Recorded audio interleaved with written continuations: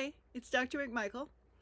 This week we're talking about the West, specifically focusing on Indians and reservations from roughly 1865 to 1900.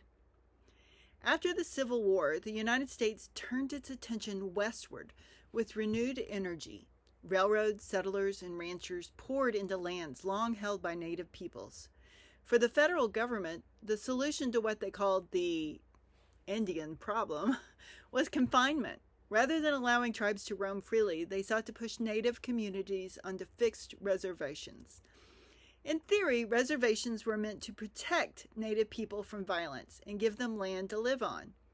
But in practice, the system stripped tribes of vast territories, undermined their cultures, and left them dependent on federal agents who often mismanaged or even stole resources. This period saw repeated conflict. The Sioux Wars of the 1860s and 1870s, the Battle of the Little Bighorn in 1876, and the tragic massacre at Wounded Knee in 1890 all grew out of Native resistance to forced removal and confinement.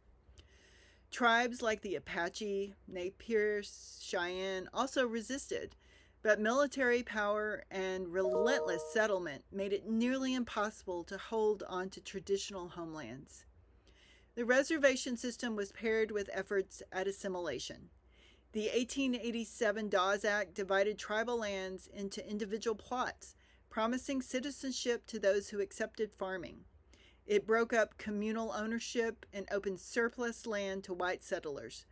Boarding schools, most famously Carlisle in Pennsylvania, took Native children from their families and tried to erase their languages and traditions in the name of making them American. By 1900, Native populations had been reduced by disease, warfare, and poverty. Tribal sovereignty was shattered, cultures were under siege, and land holdings had been cut to a fraction of what they once were. Yet survival continued. Native peoples found ways to preserve traditions, adapt to new realities, and keep communities alive.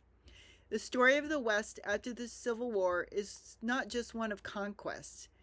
It is also one of endurance in the face of extraordinary pressure.